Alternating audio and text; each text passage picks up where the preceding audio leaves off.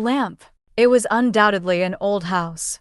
The whole square was old, with that disapproving dignified old age often met with in a cathedral town.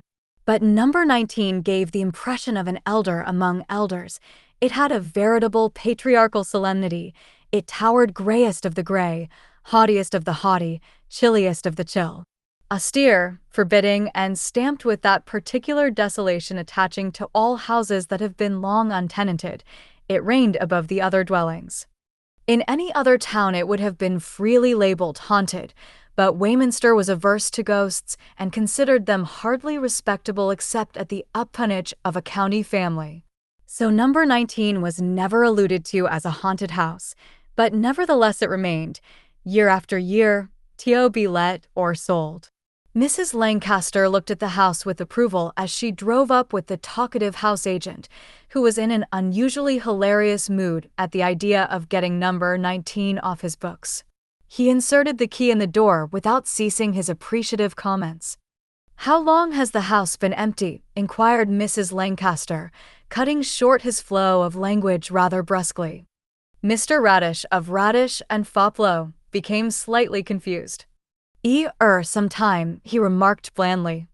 "So I should think," said Mrs. Lancaster drily. The dimly lighted hall was chill with a sinister chill. A more imaginative woman might have shivered, but this woman happened to be eminently practical. She was tall with much dark brown hair, just tinged with gray and rather cold blue eyes. She went over the house from attic to cellar, asking a pertinent question from time to time. The inspection over, she came back into one of the front rooms, looking out on the square, and faced the agent with a resolute mien. "What is the matter with the house?" Mr. Radish was taken by surprise. "Of course, an unfurnished house is always a little gloomy," he parried feebly. "Nonsense," said Mrs. Lancaster. "The rent is ridiculously low for such a house, purely nominal. There must be some reason for it. I suppose the house is haunted." Mr. Radish gave a nervous little start, but said nothing. Mrs. Lancaster eyed him keenly. After a few moments she spoke again. "Of course that is all nonsense. I don't believe in ghosts or anything of that sort, and personally it is no deterrent to my taking the house. But servants, unfortunately, are very credulous and easily frightened. It would be kind of you to tell me exactly what thing is supposed to haunt this place." "I really don't know," stammered the house agent. "I am sure you must," said the lady quietly. "I cannot take the house without knowing." "What was it?" "A murder." "Oh!"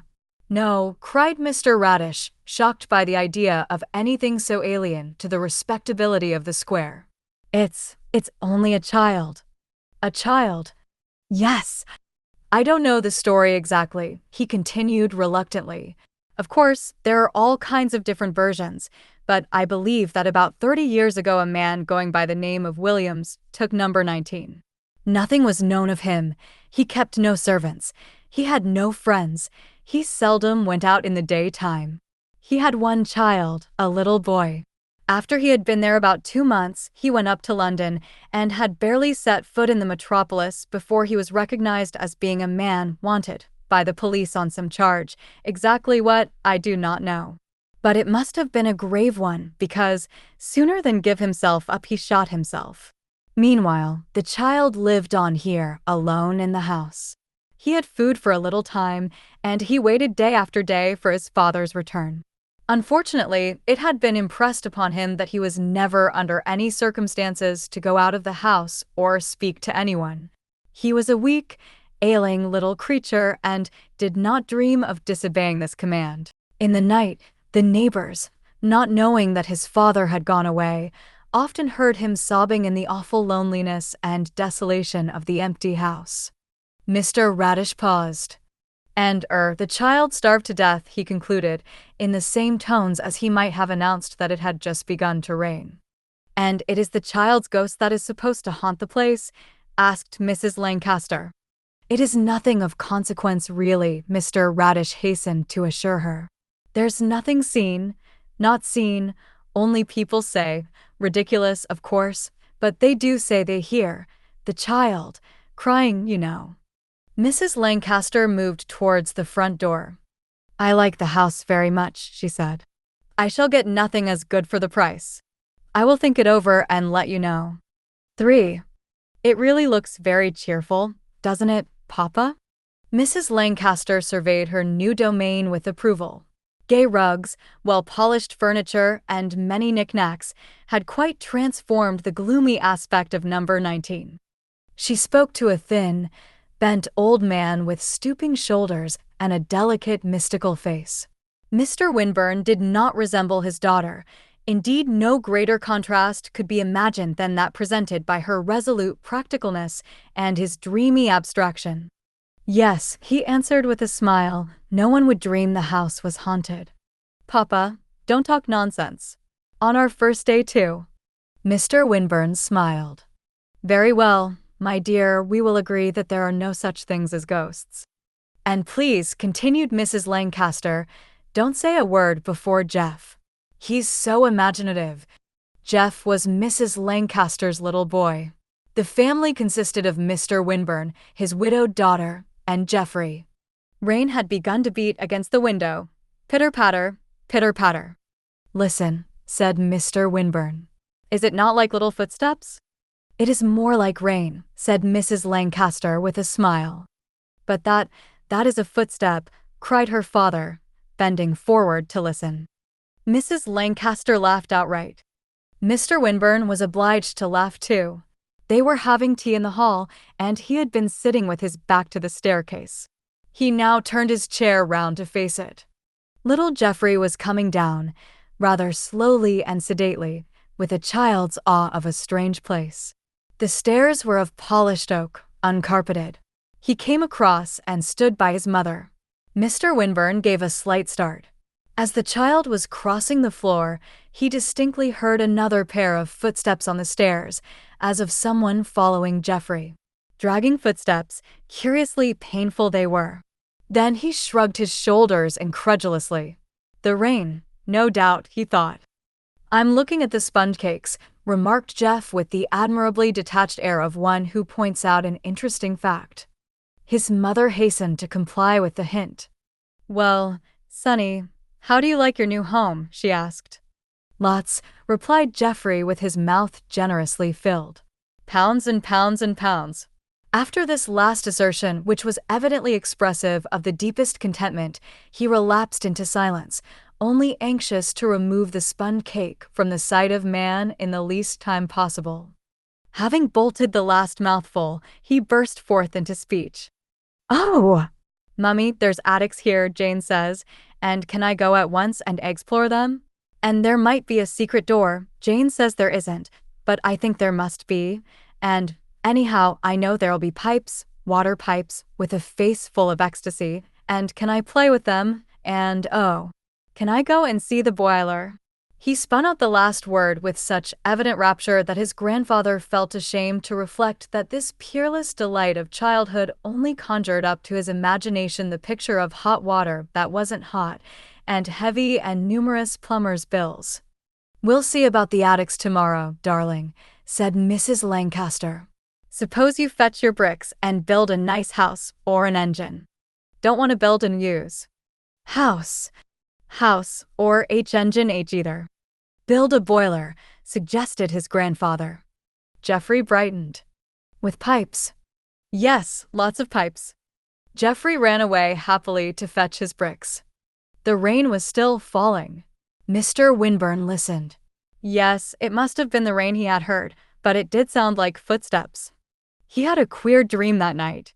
He dreamed that he was walking through a town, a great city it seemed to him. But it was a children's city. There were no grown-up people there, nothing but children, crowds of them. In his dream they all rushed to the stranger crying, "Have you brought him?" It seemed that he understood what they meant and shook his head sadly. When they saw this, the children turned away and began to cry, sobbing bitterly.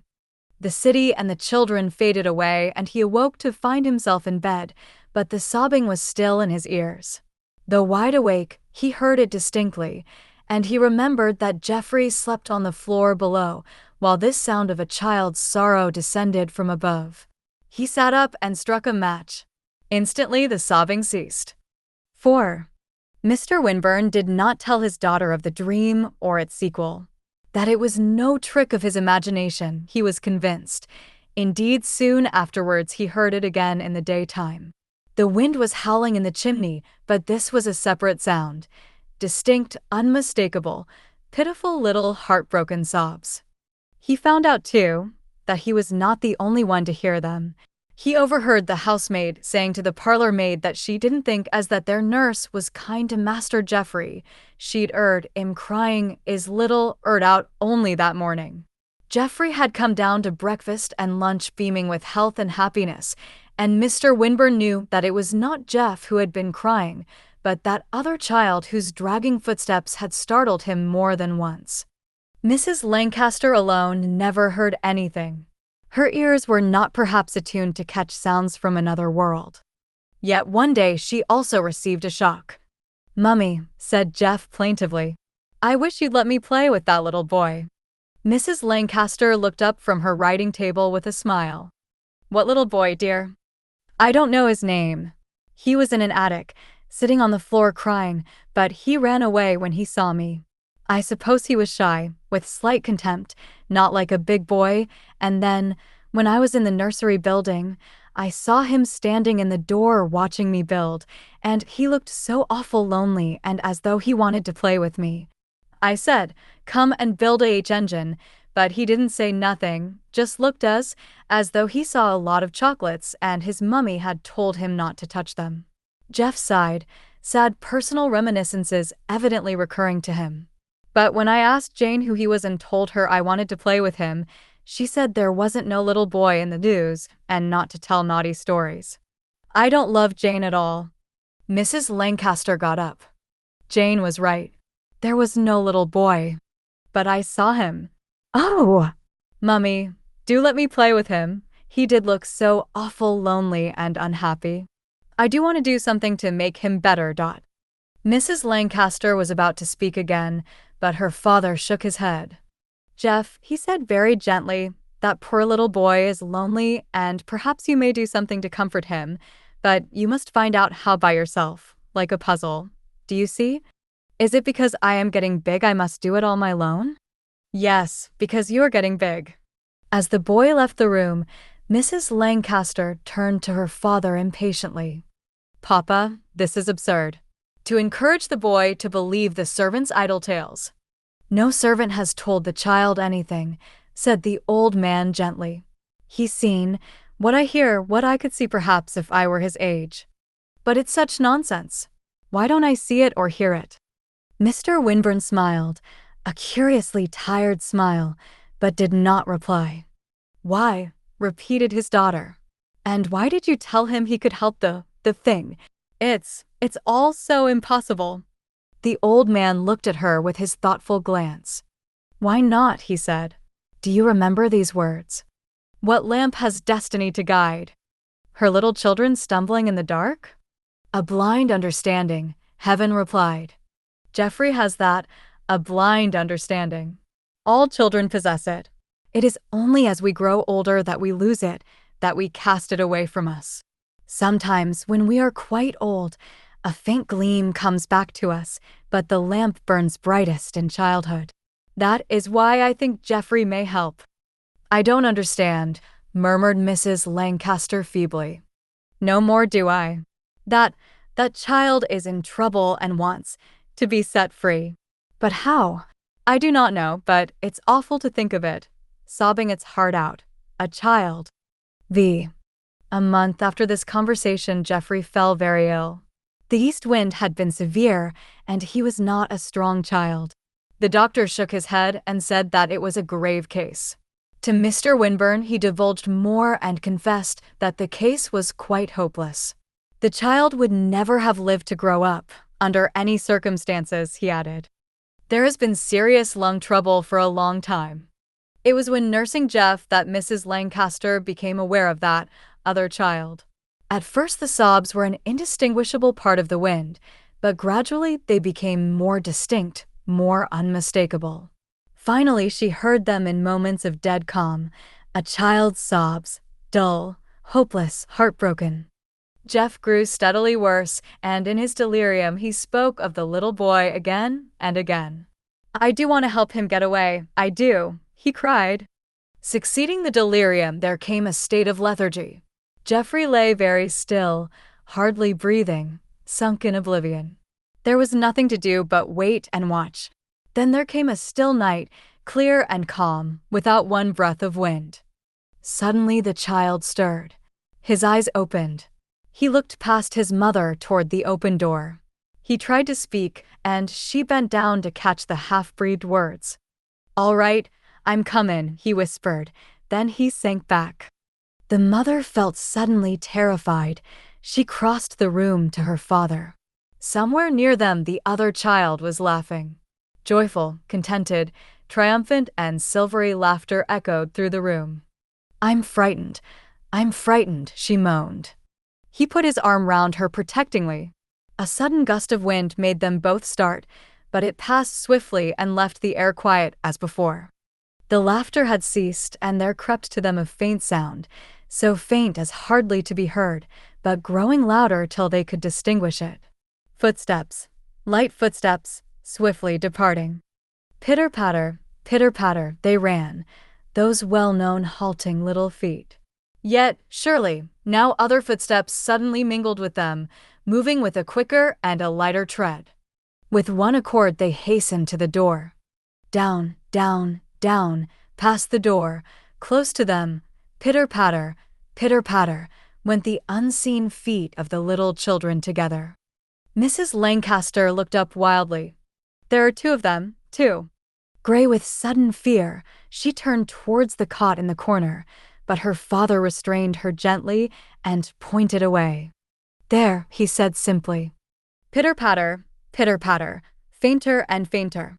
And then, silence.